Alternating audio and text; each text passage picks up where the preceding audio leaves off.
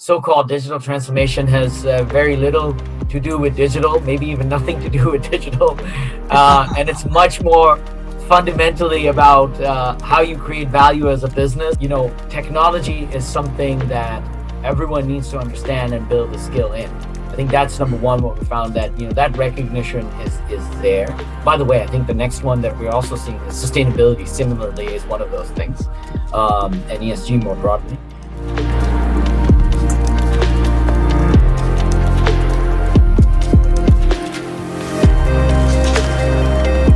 Welcome to Straight Talk, where we cut through the BS and get straight into real conversations with some of the best minds on the planet. I am your host, Af Malhotra. I am blessed to be leading these extraordinary discussions and asking tough questions that then elicit insightful answers, accelerating our awareness of the biggest issues.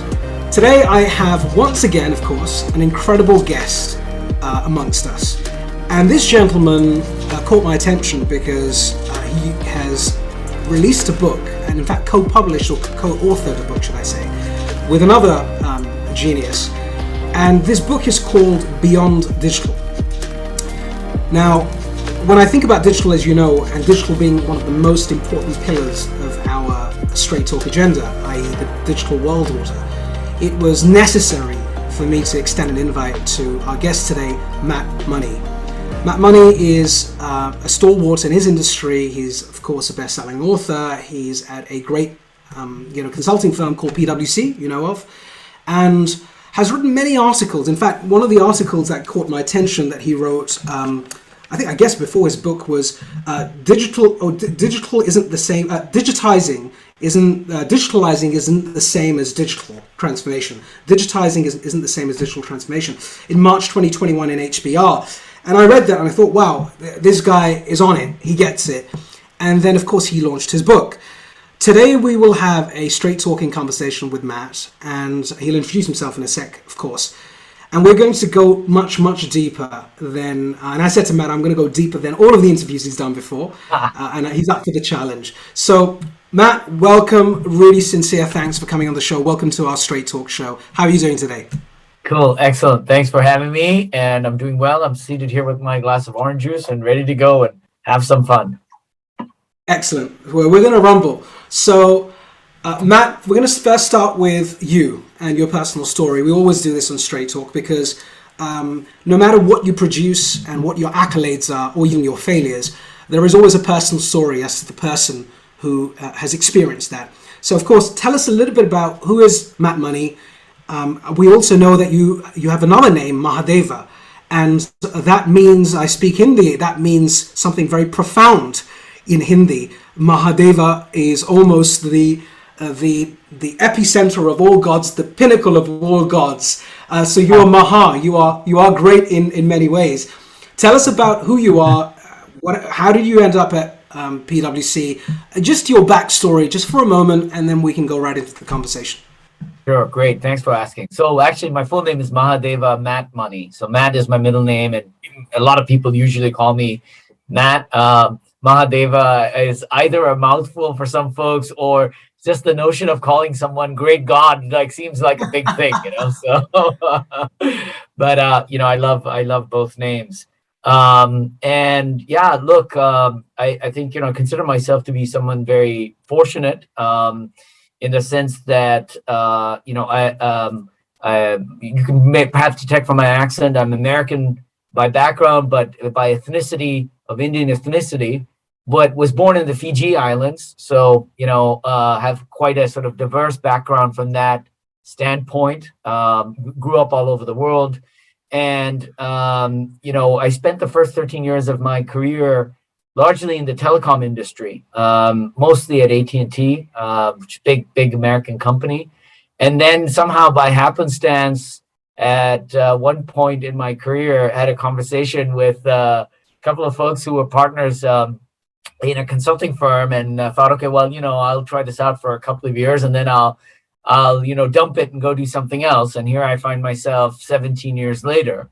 And I love what I do. And I love what I do because I really have the opportunity, I feel, every single day to get up and work with great companies, great organizations, and really help them in solving some of their most challenging problems around their business, around how do they create value in society as a business, how do they create value for their people, for their customers. And that's what motivates me. I feel like I get to do something that really makes a difference, and I get to work with brilliant people at PwC. It's one of the things I love about PwC is that we just attract so many young, incredibly talented people who are way smarter than I am and challenge me all the time.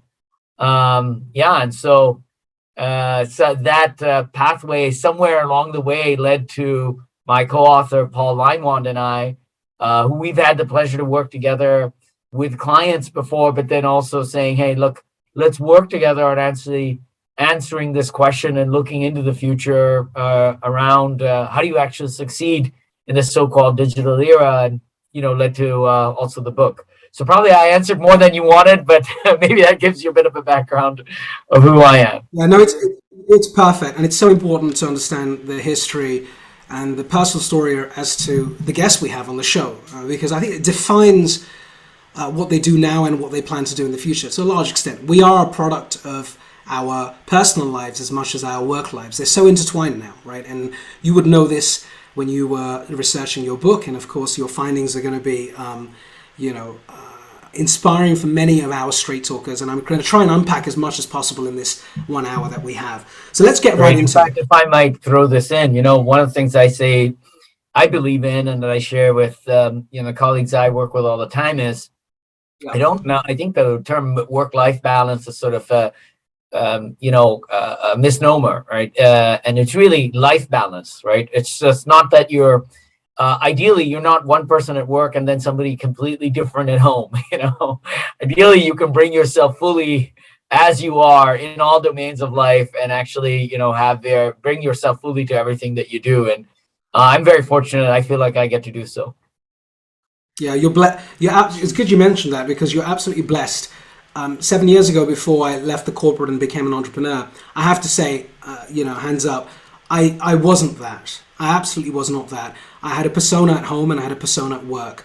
And over the years, through mistake after mistake and trauma after trauma, physical health trauma, trauma related to people in my life, actually failures make you who you are, don't they? I mean, successes are overrated, frankly. I don't think I've ever learned from success apart from a moment of joy or a slight boost in the ego, and then I've had to sort of come crashing down again. So you're right, and I think you're blessed in that situation. And I'd like to uncover that and unpack that a little bit more. So let's talk about this book. So firstly, I'm going to start off with a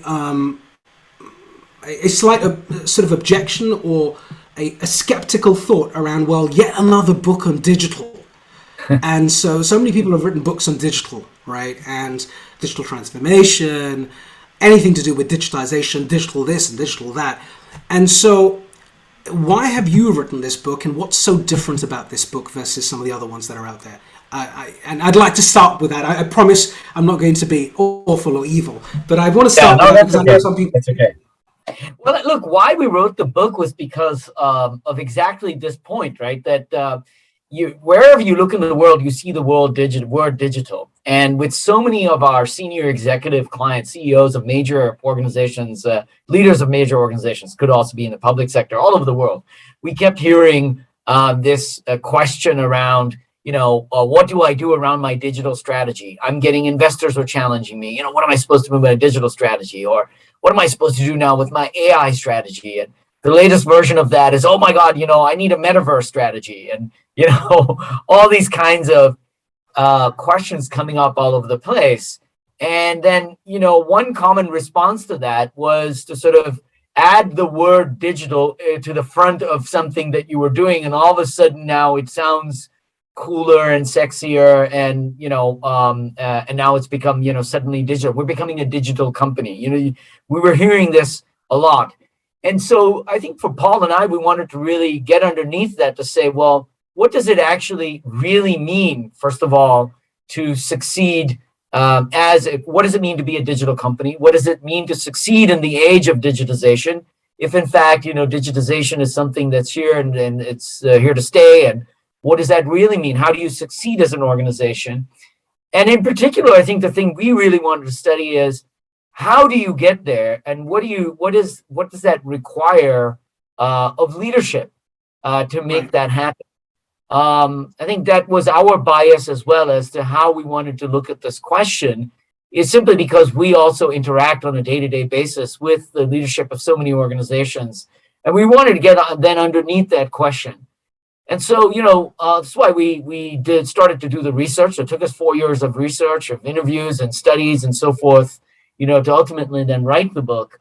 And what I think, at least, of course, this is a biased answer, but what I think is different or differentiated about what we ultimately came up with is that I think, first of all, we discovered that so-called digital transformation has very little to do with digital, maybe even nothing to do with digital. And it's much more fundamentally about how you create value as a business. It's much more about business transformation. What are you really up to as a business or as an organization? What's the value you're committed to creating? And then how are you going to do that in a unique way? And then digital may be one element that you use to support that. And of course, you've got to be thoughtful about how you do so. But unless you can answer that question of why do we exist? What's the unique value we're here to create, and how do we uniquely do that? So the rest of it is quite a bit of waste of money, time, energy, effort, you name it. Yeah, so it feels like, that's a great answer. I think it feels like it's a pragmatic view. So, in strategy, we typically say, where are you now? Where do you want to go? How are you going to get there? It feels like you're also spending time on the how to try and figure out how other companies have done it. And you've covered 12 companies, right, as case studies? We actually studied a considerably larger set of companies, but the 12 were the ones who we really got to profile and write about in the book, and ultimately got permission from them to publish. But there were several others as well that we studied and interviewed in the process. Yeah, and I want to ask you some questions about that, because that was playing on my mind when I was listening to some of the other interviews. The segmentation and the demographics of the companies and the people. I'd like to spend quite a bit of time on that, because it feels like, again, in your book and your other interviews, this is change. We're talking about change again, and change is a complex thing, not because of systems, actually, or not even legacy infrastructure. I mean, it can still be sort of fixed. Not even technology, as you put it. It's people related. Change is always people related. I mean, if there was just a bunch of robots or cyborgs or just AI changing, I don't know, would it be faster or easier? I have no idea. People make change a little bit more complicated or tough or challenging for all of the reasons that you know. So I want to start with that first. I want to start with the idea of moving things and changing things, or being adaptable or not. So my first question really is, so you went out there and you spoke to loads of companies, and tell us a little bit about, maybe you've not been asked this before, but tell us a little bit about, outside of the 12 companies, which I'd like to come to in a second, the other companies and the kind of sectors that you covered. You don't have to sort of spell it all out, but what did you learn by talking to those other companies? Like, were there any observations or patterns? And for example, you thought, wow, when I speak to a company, I don't even know if it was a geography that you covered or it was multi-geography, whether you're looking at a company in the East, or you're looking at a company in the West around the same topic. Did you find some patterns? Did you find some congruence, incongruence? What were your learnings? It must have been fascinating, right, at that point? First of all, the way we approached this was with the rigor of a research project. So this actually started a number of years ago with a global survey that we did for actually with thousands of companies across the world. And we asked them, who are the companies in your industry that you want to learn from? Who are those that you admire, that you believe you can actually learn something from? So it started at that very broad level. And from that list, we then, pared down to the top, those that were identified. And then we looked at the track record of those organizations. What sort of performance did they have? Did they have sustained success? And the way we looked at success was multidimensional. It wasn't just financial returns, but we also looked at things like, what was their ESG profile? What was the sort of the public sentiment around them? Looked at that sort of in a broader way, if you will. And we then reached out to that subset of companies. And also actually looked at, had they been through a transformation? Could we see that they've been through a transformation, and did they have sustained success to show afterwards? So it couldn't have been just a flash in the pan, but we needed to be able to see that there was some track record of results that had stayed on, right? And then we reached out to those companies and got to interview a number of them and then ultimately write about the 12. So it was quite an exhaustive process. And in terms of, patterns that we looked at, actually, we asked this question of ourselves a lot, because if you look at the 12 companies, they are companies from across the world. So they're not just all US headquartered companies. We have companies like Komatsu and Hitachi that, of course, headquartered in Japan, or Titan, which is the largest consumer company in India's Tata Group. We have a company in Saudi Arabia, STC Pay. It's companies from all over the world. Companies ranging in revenue size as Microsoft, which is massive, trillions of dollars, all the way to STC Pay, which is just a few $1 million in revenue. And of course, companies across all different industry sectors. So it's not just tech companies like Microsoft, but also, manufacturing and retail and consumer and so forth.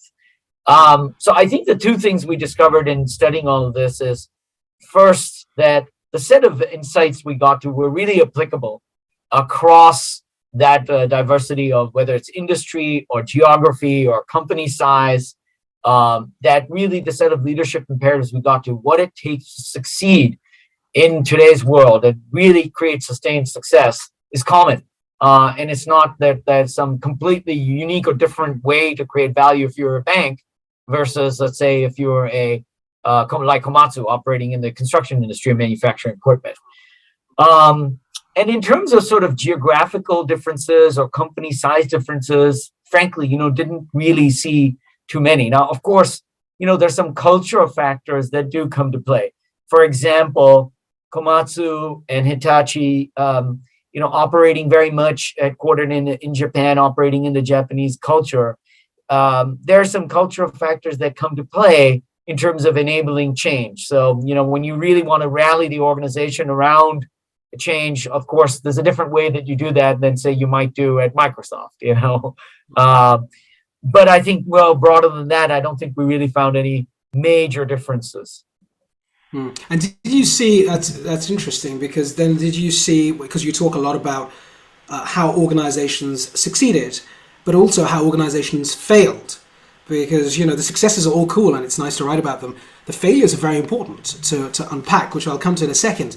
Before I come to that, did you see any differences between a technology company and a non-technology company in the adoption of digital and the pace at which change happened? And I ask that question, it's a loaded question, maybe biased, because historically, when you think about innovation, you think about R&D, you think about cross-cultural working, you think about coding, you think about new business models, actually the home, a lot of that, the origins of a lot of those things have been in the tech world for a long time, pre-crash, after crash, during crash, and the constant innovation that the people of tech end up doing is remarkable. It's extraordinary, right? Which is how digital has become digital in terms of its term. So did you see Microsoft behaving differently? Did you do that level of analysis to say, actually, these guys get it? Yeah, I don't need to have those binary, basic questions with these guys. They totally get it. Maybe you can answer that, but I'd like to ask that question because... Yeah, not really. So, if we look at some of the tech companies studied like Adobe and Microsoft and so forth, we didn't really see any major differences. Now, the one thing I should say, if you look at the 12 companies that we profiled, most of them are established companies. So you won't find, some cool tech startup or, one of the fangs, if you will, in that list of companies. Now, part of the reason for that is when we surveyed other organizations, they wanted to learn from other established companies who had found a way to transform themselves to succeed in a digital world. It's less interesting to go learn from a startup or, Google or Alibaba or Amazon. Not to say that there's not things to learn from them, but it's a different challenge for them than if you've had an established business for many years and now you've got to transform and succeed in the digital economy, if you will.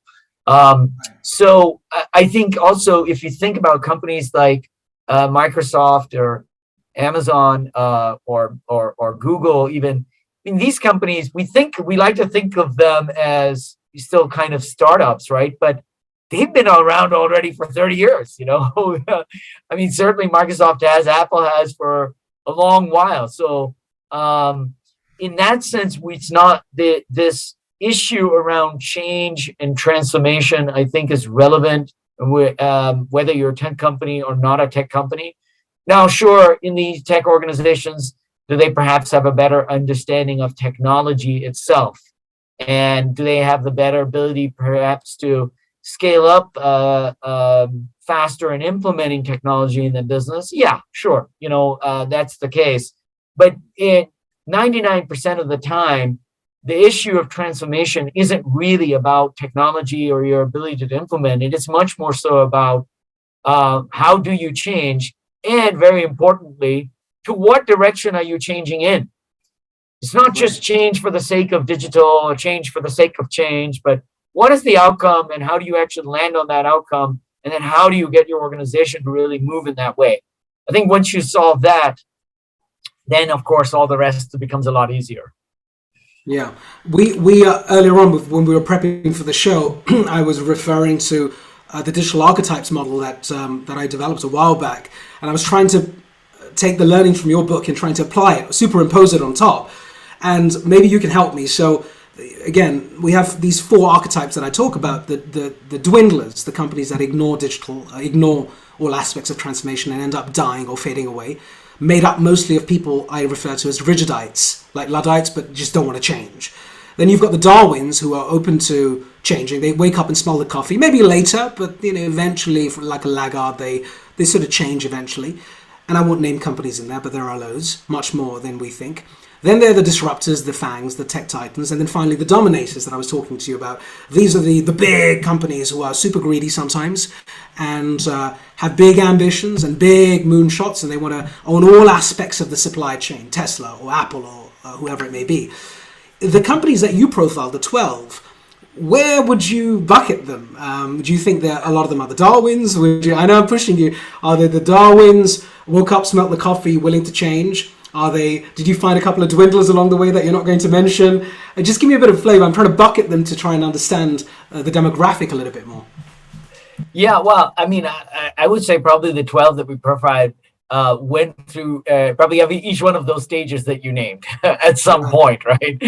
Maybe with the exception of what you were calling the disruptors, but perhaps that too. I think that's the great thing about what we learned in studying their journey and being interested in not just tell me the cool thing that you did, but how did you get there?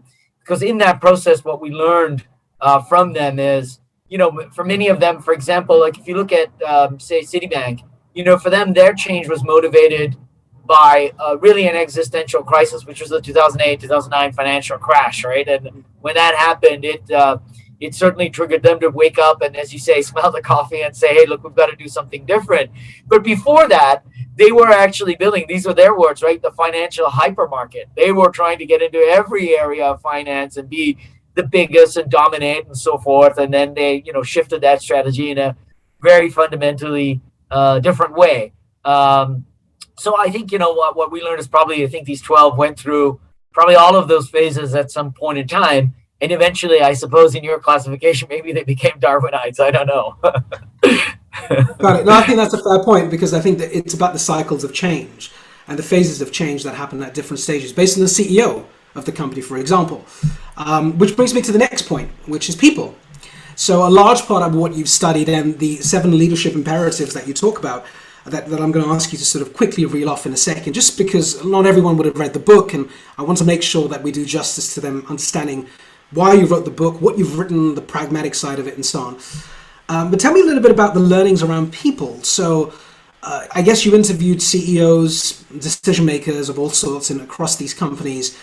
Do you find, I'm going to start off with diversity, if I may. Do you find, again, any interesting observations when it comes to demographic differences, gender differences? I mean, I don't know if they were all men. Were there a few women there as well? I don't know. Tell me a little bit about that. What were the challenges that you went through? Because I'm sure you and Paul were like, it'd be great if we had that, in the research methodology that you go through. So what were the learnings at that stage? Sure. Well, look, the first thing is we were deliberate about not just interviewing the CEO, but actually spending time with the leadership team and trying to interview members of the leadership team so we could understand the process of again, how did they actually execute the transformation and get an understanding from different angles and members of the leadership team. And I have to say, now that you asked me that question, reflecting back, one of the things that I found just phenomenal about these 12 companies is, first of all, diversity was important to every single one of them. Diversity in their leadership team, diversity in the organization, diversity in their thinking. And that's that is something that they came to in their journeys. In fact, the recognition that diversity was so important, not because of, some social equity argument, which is a fine argument on its own, but just as an existential nature of how they create value, that they needed diversity in their leadership teams and their thinking and their organizations in order to create value that's relevant to society. So, in that sense, therefore, the people that we spoke to were, I would say, of all hues and colors and genders and shapes and sizes and, all of that. In fact, one of the interesting things also was, I think it was Hitachi who talked about, as part of their transformation journey, they were actually very deliberate about changing the composition of their top team so that they could inject diversity of thought.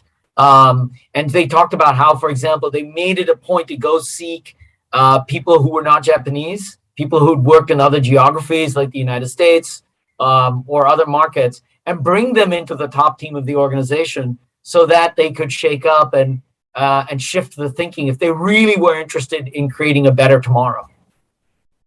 That's phenomenal. And did you trigger, as part of this process, and just going through this with Hitachi or any other company, did you inspire them or compel a sense of action or a level of urgency as you were questioning them and asking them provocative questions and important questions? Did you find there were moments where they thought, whoa, hang on a second, good point. Actually, we've got to do something about this? Because sometimes in that research process, you inspire the person who's being studied to go think differently based on your questioning. Did you find those aha moments happening with the clients as well? Yeah, well, I won't be arrogant enough to, say that, hey, because of something we said that these companies now did something very different.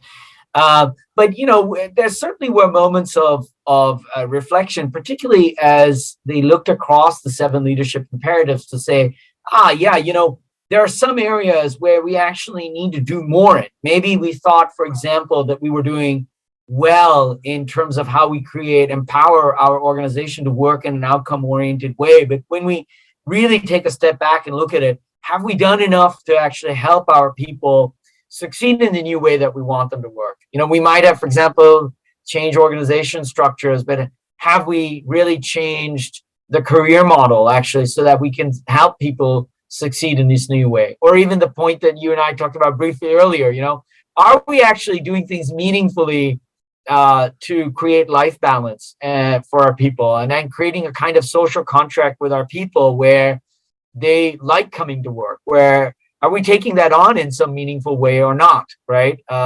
So I think we definitely had those moments of reflection, including for the individual leaders themselves, them reflecting on, am I as a leader doing everything I can and should be doing to develop myself? Because that's also what we write about in the book, that equally important in the journey of transformation is that leaders need to make time for their own development and have empathy for their own development. And that's something that is an imperative, not just for your own development or selfish, desire to grow as a human being, but just in service of your role to the organization. If you really are serious about transforming the organization and shaping your own future, then you also have to invest in developing yourself, because otherwise the organization can't succeed. Yeah, precisely. Yeah. So thanks for being humble there. And I think what I'm hearing is that the process did have an impact on people's way of thinking, because surely it would when you engage in an exercise such as this. But my reverse question, where you don't have to show humility, is what did you learn from this? Because I don't think anyone's asked you and Paul. You've been on this journey for, I didn't know it was 4 years. 4 years is a long time. You've got this amazing output. You're doing interviews, you're having conversations. No doubt you're flooded with this is this front and center of everything you are now, which is a transformation in your life. There's a transformation, no doubt, a switch happening in your life. How has the book affected you? Yeah, well, I learned a lot.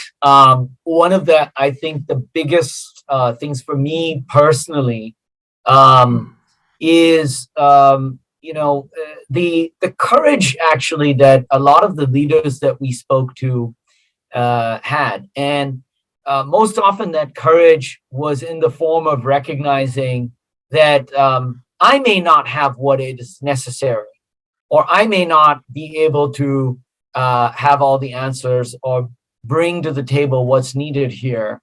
And that means that, I've got to step back and listen in a very different way. I can say, for myself, particularly since I've been in consulting, very often we're paid to have the answer, right? Go figure out the answer, and that's what we're expecting from you. And I always thought that I did a good job of this before, of listening. Maybe my teams might have told me differently, but I certainly think I've learned that at a new level in a very different way. And I think the other thing that I've personally learned is a job of leadership. Often, right, is not necessarily about standing up in front of the room and having all the answers and directing people about what to do, but perhaps is even much more impactful when you can step back to support and serve others to actually who have the answers, and to actually create those answers and shape the direction. So I'd say that's the biggest thing for me personally. Fantastic! Wow. Yeah, it's amazing. I mean, I always admire these amazing authors who come on our show, like yourself, who've they've got their first book or their second or third or fourth, many books, and I'm sure this will lead to the next one. I'll come to that later, of course, because there's a world beyond digital, of course, that we're going to come to in a second. So let's shift gears for a second. I want to make sure I do justice to the 7 leadership imperatives. Are you comfortable just listing out what they are, if that's okay? Sure. Yeah. Look, the 7 leadership imperatives, first of all, the reason that they're leadership imperatives, not just any old imperatives, is because we really see this as the work of leadership. Transformation requires, leaders to actually shape the direction, shape the way. And it starts with the first leadership imperative, which I mentioned briefly before, which is, as we call it, reimagine your place in the world. Which means, rather than digitizing what you've always done or chasing after technology, and for example, saying, well, we're going to become a digital company. Well, to what end, right? But you've got to step back and first take a look at, well, what is the problem we're really here to solve for our customers and for society? And how do we do that in a unique and differentiated way? Having clarity on that, right, around what's my place in the future world? What is that real issue that I need to solve? How am I going to do that uniquely? That allows you then to start orchestrating all of the relevant changes you may need to make, or how you use technology, and to what end are you going to use that technology? So I think that's why that's the first one. Then when you start to step back and frame your value proposition in those terms, you often will realize that, I can't do it by myself. One of the companies, for example, that we profile is Philips, which its reimagined place in the world, from being a multi-industry conglomerate to then being a focused medical technology company, was around saying, hey, look, what we've got to do, our place in the world, is about solving healthcare outcomes. We can't just sell medical equipment. They used to make medical equipment before. We can't just, we could keep pushing the next thing and the next medical device, or we got to be concerned actually ultimately about how do we make people healthy and then keep them healthy. And then, yes, there's a unique set of assets and IP and all sorts of other capabilities we can bring to help solve that equation, but clearly we can't do it on our own. So that brings us to leadership imperative number 2, which is engage, embrace, and create value via ecosystems. You got to work together with others to create value. And you got to get out of the old thinking of, I've got to own all the captive assets and do it all by myself. In fact, as we see, in this world that we live in today, the way to accelerate, the way to scale is actually to have a business model that encourages really working together with others to solve a common problem and then creating massive value for that ecosystem. So you can't just operate with the ecosystem out of a sense of selfishness. What am I going to get out of it? Which is sort of an abused way of using the term ecosystem. But you've got to operate with the ecosystem in a way that you're measuring the value you create for the other ecosystem partners as well, right? Not just what you get from it. And we talk about in the book how companies are doing that explicitly and how they really use ecosystems in much more imaginative ways. So in Philips's case, for example, they're working with other companies that, for example, have information around treatment pathways for certain types of cancer. And then how do I integrate that when you go to the hospital and you get a CT scan, right? And you get a diagnosis from that scan, but you not only just get the diagnosis, but I can also make recommendations to you about what are the possible treatments that might be available to you. Things like that, right? That really help you in getting, not only help you in getting well, but also help the clinician who's treating you in guiding you to the appropriate treatment. And look, so as you start to work with ecosystems, that brings us to the third leadership imperative, is that all organizations need to build a system of privileged insights with their customers and wire that into how they operate. Now, what do we mean by privileged insights? So we mean that every organization has got to get really interested in understanding uniquely from their customers, what is it that their customers' needs are, and wire that into their day-to-day way of working. So it can't be just a one-time, well, I go do market research. Market research, by the way, is not privileged insight because anyone can do market research. It's got to be, how do I build a relationship with my customers where in my day-to-day interactions with them, I'm getting insights from them that help me improve the value proposition for them. That's super crucial in this world because it's the only way you have to make sure that reimagined place in the world that you have, that you're aiming towards, stays relevant. We all live in the world, right, where there's so many disruptions happening. We just had COVID, and we still are in the period of COVID, right? We've had the war in Ukraine, which is ongoing, that we're dealing with, and so many other challenges and disruptions that keep coming at you. And the only way then to create sustained value is to really actually be very closely tied to understanding the real needs of your customers and wiring that how you operate. And we talk about companies like Inditex and Adobe. Inditex, for example, which owns the Zara brand, right? The way they get privileged insights is literally, from day-to-day interactions. When you walk into the store and you're engaging with the store associates and so forth, they're getting insights from those interactions that they use to make the offering to you that much better. And so that's the kind of, way of working. So those first three leadership imperatives are largely about the what of transformation. So what do you do to succeed with transforming your organization to succeed in the digital world? You got to step back, reimagine your place in the world, embrace ecosystems for how you create value, and wire privileged insights into how you work. Those three things give you, the formula for success, if you will. Then the other leadership insights or imperatives talk about how you do that. I can talk about those in a moment, but let me pause here to see if you want me to keep going. That's wonderful. Nicely summarized. So a couple of questions around that. So the Reimagine piece makes a lot of sense. And I think there's some organizations, I guess, in your experience, who do that really well. And they just have an aptitude for it. They've probably done it before at some stage of their, existence. And they're sort of revisiting it now, and there are new techniques and new models available for them to do that. I guess in Reimagine, you're also talking about new business models. You're talking about new ways of making money, new ways of keeping customers happy, new ways of keeping employees happy. Because, of course, those employees are very important too, right? They've got to go end up and do the heavy lifting eventually. So that's that. That brings a whole bunch of issues. I'm sure we're going to talk about the how in a moment. Embracing ecosystems, love it, love that. I think that is the central mandate. And it's a mantra that we're playing again and again. And I still think, like I was saying when I built my startup in 2016, I was banging my head against a brick wall, pitching at all and every board level executive possible, getting the meetings, getting the presentations. But actually their willingness to execute and change was missing. And a lot of it was because they just want open. They want open source in any way, culture, people, Now there's a big shift, and I think as much as COVID has been a nightmare for many of us, it's created seismic shifts in attitude and mindset and approach, even for big businesses. So I love that. And the third is privileged insights. I love that, privileged insight, which is about that intimacy with the customer. Let me ask you one question though. Surely we've heard the whole customer story 1,000 times before, like from the days of Jobs to you name it. Every book out there has been about your customer.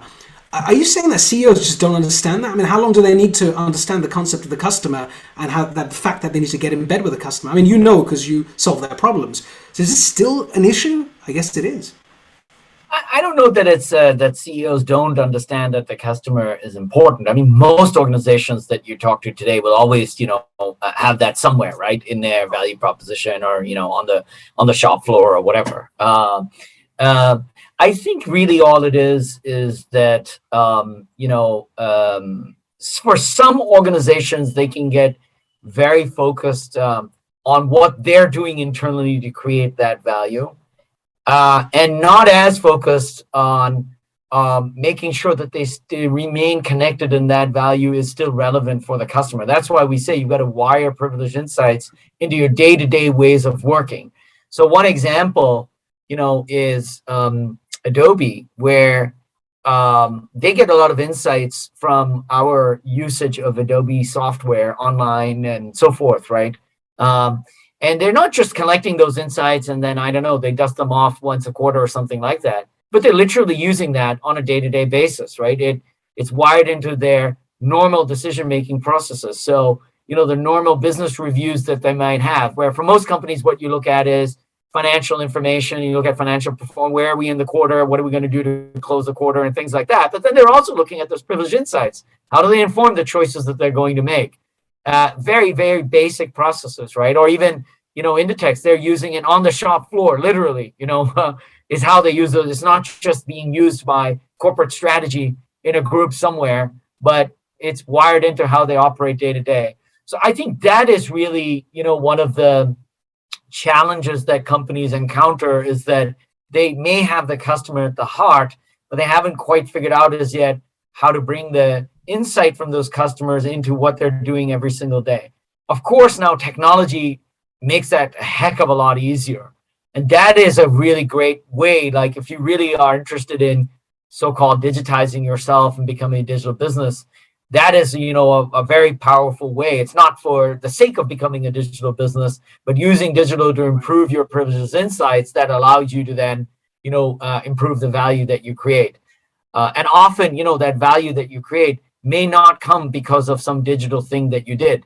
So, for example, one of the stories that we heard was how I think it was actually from Philips, or it might have been from the Cleveland Clinic. I can't quite remember now.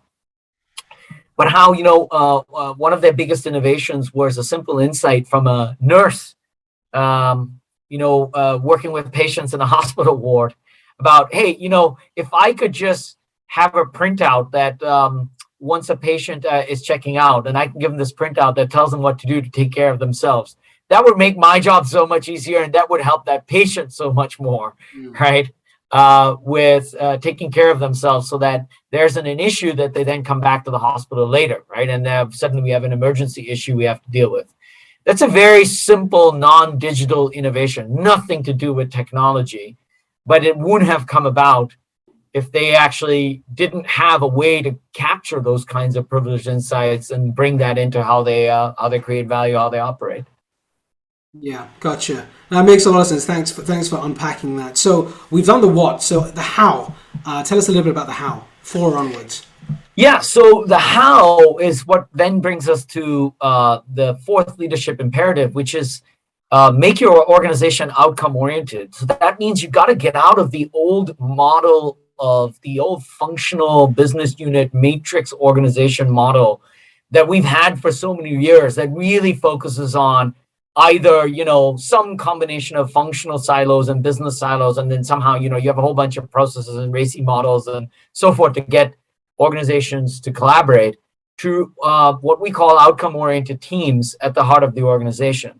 So these are multifunctional teams that are established as part of the organization, meaning that when you work in these multifunctional teams, you're not there just for a project, for 6 months, you go off and work together to solve a problem, but it's established part of the career model. Yeah, you're staffed in that team for 2 to 3 years.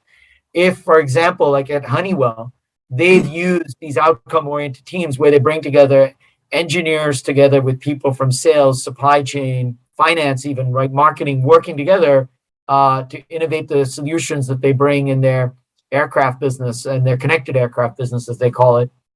And, the career path for those people, it could be that, let's say you come into that multifunctional team from, I don't know, the IT function. Your next job may actually be in sales or in service. It's not necessarily that you go, the hierarchy is always within the functional silo that you come from. So they really engineered this outcome-oriented way of working, right? Let's focus on having people collaborate to solve the real problems our customers need to have solved, or on collaborating to really build the critical capabilities and outcomes we need as an organization. So that could be, let's say, around quality or customer experience. And so that's, an important part of the how, that you actually have to fundamentally rewire the structure of organization so that you can help your people work together in an outcome-oriented manner. And by the way, to work at speed, because the issue is, the way we've tried to tackle that in the past with our current organizational structures is with a lot of process models and end-to-end processes and RACIs and God knows what, right? And I know I have done that as a consultant with many organizations. And the challenge with that is that in today's world where you have to respond with such speed as well to customer needs and issues, you need people to be able to work much more organically together, not have to go look up a RACI model or some instruction manual that says, oh, okay, well, who do I hand off to next or how do I do it? But really be motivated to work together to solve an outcome. So that's what we mean by making your organization outcome oriented. And we go into some detail about how you do that. And then, of course, look, you can't not just with changing the organization, you then have to shift how you lead. So we talk about inverting the focus of the leadership team. And that means a number of things, right? So within the leadership team itself, that means you got to recognize you may need some different power structures in the composition of that team. So if you're going to outcome-oriented teams within your organization, you may need those leaders of those outcome-oriented teams to also sit in the top team, right? So they have equal power with the functional and business unit leaders, and they can really collaborate together. You may need some different human beings in that team. You may need to bring some experience, let's say from the outside, or maybe from a couple of levels below in the organization, that you inject the team with different expertise or diversity, as we talked about before. But it also means that you've got to shift the focus of the leadership team to balance what we learned in the process of our research, perform and transform. What we mean by it is most leadership teams are dealing with the issues of today, and they're under huge amounts of pressure. They're always under massive pressure to deliver the quarter, and some investor pressure, or some disruption, or employees need something. And you have little time, despite all the talk about it, you have very little time to actually work on the transformation of the company, which takes work, it takes time, it takes effort. And so part of what you've got to do in inverting the focus of the leadership team is create the mechanisms that allow you to find that balance between delivering short-term performance and then things you need to do for longer-term transformation. And so that includes things like, creating the time in your regular cadence meetings or other mechanisms that we talk about. But very important that you really shift the leadership focus from responding to the issues of the day to actually being able to shape the future. Otherwise, you've got no future, and creating that balance together, obviously. So that's and then the sixth leadership imperative is around reinventing the social contract with your people.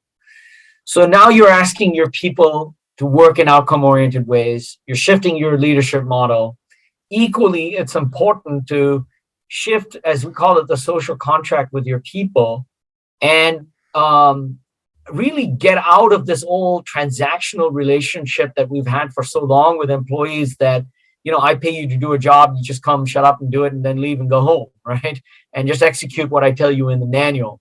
Because if you want your people are the ones who are actually, creating the value. They're the ones who have all of this fulfilled. And if you want them to work in outcome-oriented ways, we've got to take it seriously around, as we call it, being worthy of people's engagement. So that means connecting people's individual purpose to the company's purpose. That has to be real, right? It can't just be a slogan on the wall. That means you have to also put the mechanisms behind it that enable that, whether that is investing in people's upskilling and development, or giving them the means to collaborate, or helping them create communities internally, or being able to get innovation insights from them, empowering them. There's a whole number of things that we talk about in the book that companies can do in a very structured and thoughtful and coherent way. And it's not just about running off and creating a new HR policy that allows people to work from home, right? But doing it in a way that's consistent with the values of the company, consistent with the value you want to create for your customer. So that's really essential part of the how, right? It's how you get the organization to work in an outcome-oriented way and to really respond to this new model of leadership. And then last but not least, the seventh leadership imperative is what you do for yourself as a leader. And that means you've got to disrupt your own leadership approach. You have to make your own development important. You got to take the time for that, right? And we talk about how a number of companies, including Philips and others, are doing this, why they make this important, how they make it important. So if you don't develop yourself as a leader, and I don't mean just the top team, but it's leadership at all levels of your organization. If you aren't making that investment, you can't then move the organization forward in a way that is also consistent and coherent with the values of the company and the value that you want to create for your customers. Right? Because most organizations, I think, they're very well intentioned with, let's say, when they come up with their purpose and values. The struggle is then you don't invest behind that in your organization to help that come alive and be real, right? And whenever there's a difficult time, one of the first things that gets cut is the training budget or meeting budget or whatever. Well, we don't need that. And what we show and lay out here is actually the companies that have succeeded have really made it a priority to make that development of their people coherent with their purpose. They made it important. And that's what actually allows them to succeed, whether there's a recession or not. Yeah, got it. Beautiful. So let me repeat this. So in the how, you talked about the fourth one, outcome-based, which is multifunctional, cross-functional. I love that. A question, though, around that, and I'm just playing devil's advocate. If I think about the startup economy, having been a founder myself, and I think about my life before my startup, which was a corporate life, right? Which was matrix, functional, and so on. And this is back in 2013, 14, 15. And then I transitioned, very difficult transition, by the way. It took me 2.5, 3 years to actually change, let's be honest, although it looked like on LinkedIn that I'm changing like this, but of course that's just the facade. In reality, I was struggling because I was groomed in a particular way with all the management books, the Jack Welch story, the winning, you name it, school, MBA, schooled in a particular way. And like it or not, the academics taught us to think in a particular way, and have been for the last 30 years. It took me a good 3 years to come out of that thinking mode.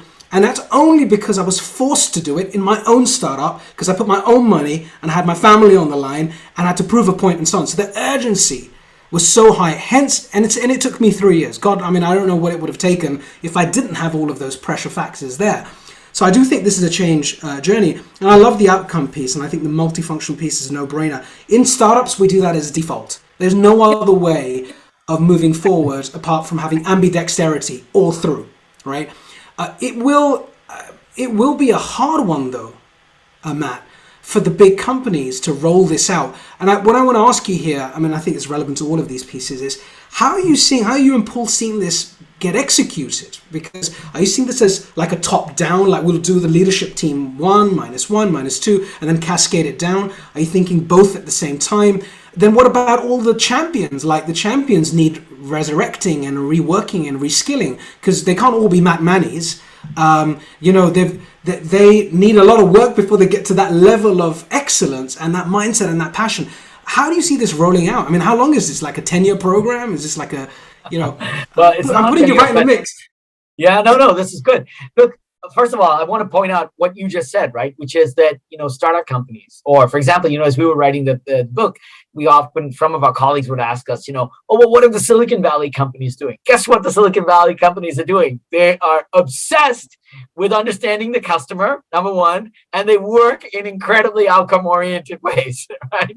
They are 100% outcome-focused, and that's what allows them to create massive value at such speed and scale. And so, to your point around established organizations, that have had 100 years of functional excellence, and also to the point that you made that our educational system trains us to be functional experts. When you go to college, you get an accounting degree and they teach you how to be a great accountant. And now all of a sudden I'm asking that accountant to go work in a multifunctional team around innovation, right? And maybe they're not skilled for that. They're not trained for that. So first of all, what we're seeing that organizations like Microsoft, it's not like functions go away and they disappear.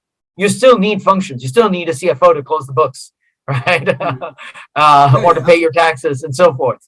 The role of the function shifts, right? It becomes much more around really helping to build that functional expertise. But the larger numbers of your people then work in multifunctional teams within the organization. So there still is a role for functions, and of course, still a role for business units. For example, at Microsoft, right, the way they build their multifunctional teams in their commercial organization, which is selling to businesses, is around industry subsectors, right? So that they have teams that are multifunctional formed around how do we serve the higher education sector, for example, end to end, and really look at, okay, what does that mean in terms of everything we need to do from product development or how we sell, how we service, how we support that customer, and really collaborate in that way. Now, of course, do they have marketing experts and finance experts and IT experts? And yes, they do. So there is, of course, a balance. It's not also that you will have, the complete organization working in these multifunctional teams, or that you switch to this kind of thing overnight. I think most organizations, took at least 3 years, because you've got to make some other enabling changes. Like you've got to change the career model, right? You've got to make it okay in the organization that if I, start in finance, my next job is in marketing. That requires some other changes. It's not just making a policy change. You also have to then invest behind training that person, because the finance person may not have marketing skills, right? And how do we make sure that we give them a career path that they can learn on the job, but also develop those skills, in other ways through formal training programs. You've also got to make it okay for managers to be able to accept people in that way, right? So there's a number of other things you have to do in changing the career model. We talk about that in quite some detail in the book, and lay out very practically, how you go about doing that. So it doesn't take 10 years. It takes usually 3 to 5.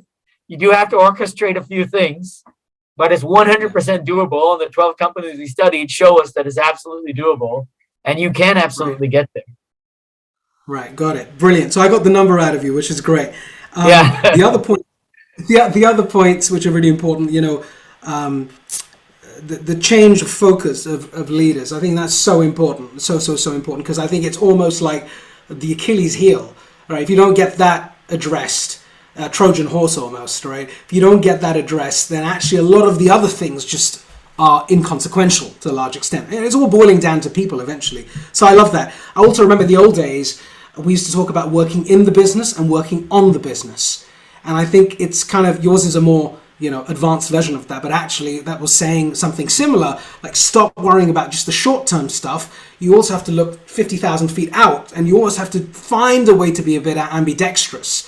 And I guess that comes from training and exposure and all of those. These are multifactorial imperatives, I guess. Then you talked about reinventing the social contract. I love that. Big issue, hot issue, gig working, open talent. It's like all over the place right now. Quite exciting, actually, quite exciting. But it will be a test of human behavior and a test of whether human beings understand what it means to be human. And I feel sometimes, again, I'm being a little bit cynical about it, but the corporation has taken the human out of us for a long time. You might disagree, but for a long time I can tell you, I don't feel that we were taught to be human. We were taught to be corporate, in the corporate language, weaponized language, in our approaches, in our frameworks and our models. And it was difficult to be authentic. It was difficult to come home and just be that same Af or Matt. It really was. And I think it's so amazing to see this breakthrough through your book and all the stuff you're saying, being in a consultancy. I mean, that's the other great thing, which I love about, because, you're not sort of going off the reservation. You're still in a consultancy, but I love the fact that being in a consultancy that has a perception with it, you're challenging the status quo, the norms, the thinking, the ideals.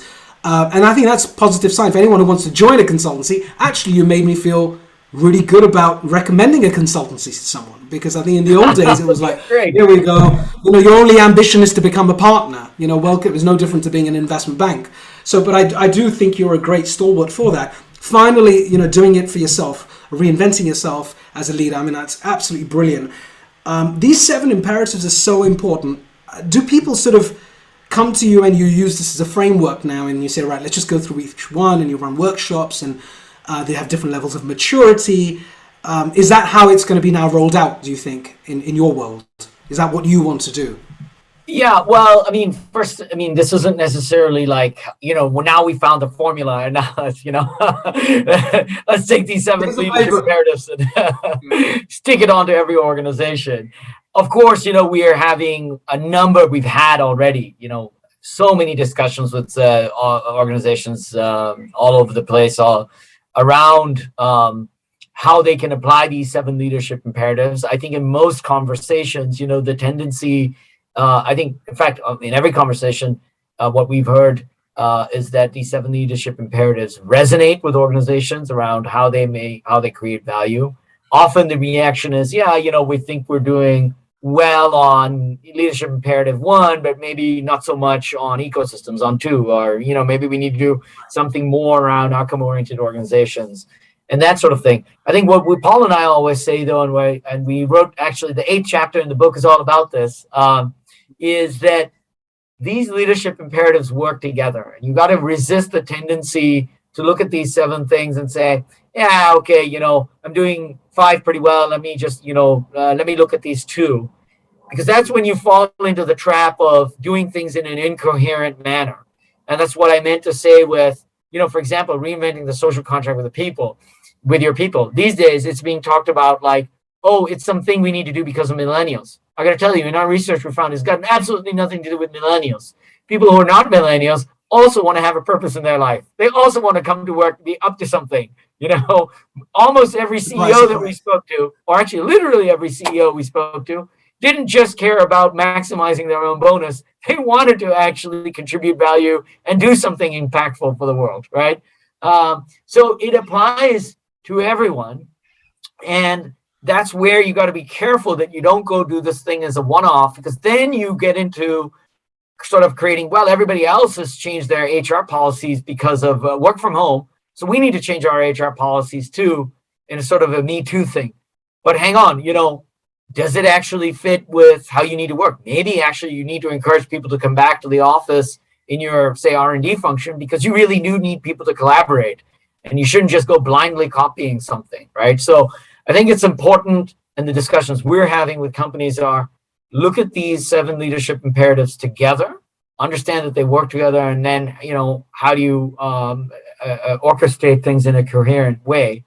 And, of course, that's then led to sometimes, obviously, some organizations really want to work on a particular issue, but recognizing its connection to other things is important, because that helps you ensure then that you're also moving those other things in the same way as well. If that makes sense. Brilliant. That's a super important point. I'm glad you touched on that, because I think they're intertwined, they're interdependent. And I think it's a really important point to make for those listening, by the way, because we have a lot of executives who listen to our show, entrepreneurs, academics, and so on, that if you do this independently and say, oh, that sounds like a good one, let's put some money around this one and go for it, you're saying that's not what you're trying to do here. That's not the narrative, that's not the message. The message is, look at all of it holistically, that's probably the right word, and baseline holistically, and attack or augment each one holistically. A little bit like I'm a musician to an equalizer on a PA system. You got a little bit of reverb and echo and gain, but you've got to equalize constantly based on the output. Exactly. And that doesn't mean you're going to now go launch 7 different initiatives. You may only launch 2, right? It may just be, but then you're doing it informed by, for example, you may launch an initiative around, okay, what do we do to really evolve our organization model? And where does it make sense for us to have outcome-oriented teams in our organization? Or you may have that, right? But then you do it in a way that's connected and coherent with your Reimagine place in the world and your ecosystem strategy. Because, for example, if you're going to create outcome-oriented teams, part of your thinking around those outcome-oriented teams is how do they work with my ecosystem partners? So if it's not coherent with your ecosystem strategy, how do you make that happen, right? Or vice versa, you may say, well, we got to augment our ecosystem strategy and really how we work together with ecosystem partners to create value. I guarantee you that's going to require you to make some changes in your leadership model and your leadership team composition as well. So, I think that's why we say look at it together, so then you know where to actually really make the changes in a way that work and that are sustainable and get you the results you want. Yeah, got it.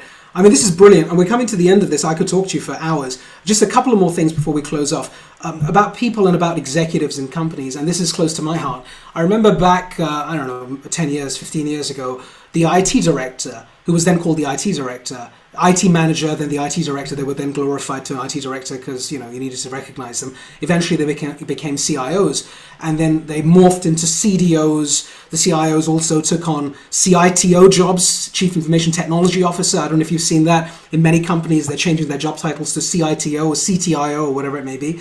And then the CISO was born, and so on and so forth. So there are a lot of C's that have emerged from the world of technology.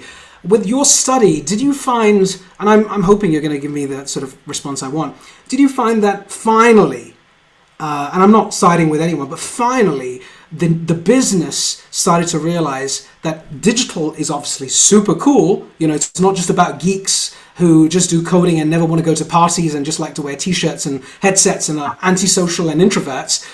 Actually, these people who are building the next generation of business, the next business models that are thriving and growing and changing the customer experience, in a transformational way, these people are central to the decision making of business.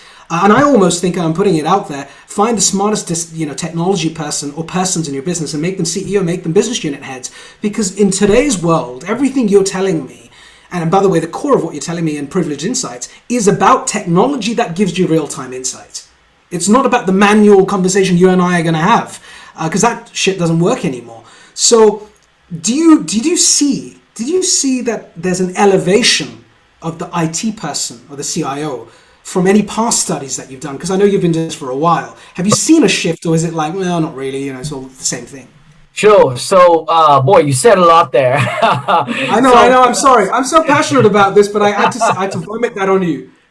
Yeah, no worries. Look, so directly to your question, I think what we have found is the recognition that technology is an important skill for everyone to have. It's not just make the CIO the CEO of the company, and that's going to create the future. It may not actually be the case at all. But technology is something that everyone needs to understand and build a skill in. I think that's number one, what we found, that, that recognition is there. By the way, I think the next one that we're also seeing is sustainability. Similarly, is one of those things, and ESG more broadly. But also, and this is why outcome-oriented teams are so important, that you need to, not everyone is going to become a technology guru overnight, right? Or even after 10 years. And that's why you got to put people together and make it organic and easy for them to work together, and take that great IT strategist or data scientists, and not just have them sitting in a data science team somewhere, at in the remote corner of the organization, but actually embed them in working teams that are, working in your supply chain function, and you've got technologists embedded in the operations. In fact, I just had a conversation with a CIO earlier this morning. Great lady, fabulous lady, and she was talking about exactly that, how she's actually changing her whole function and wiring all her technologists and people, actually sending them into operating functions. They're not going to report to her. They're going to report into those operating functions, so she can embed technology expertise into the enterprise. So I definitely think we are seeing much more of that, and seeing that the need for that, happening across many different organizations. And the one thing I will tell you that we have heard quite a bit from CIOs, I don't say this in a self-serving way, it's just the truth.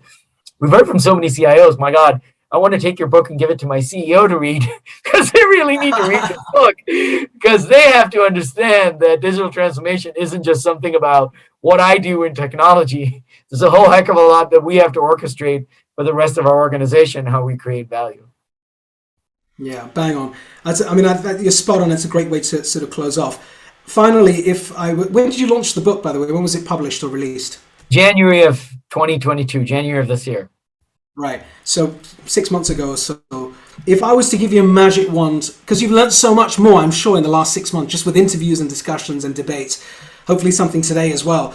If I was to give you a magic wand and you didn't screw up the release date and you could just go back into just last year, so add another chapter or two, firstly, would you? And if so, what would those chapters be on?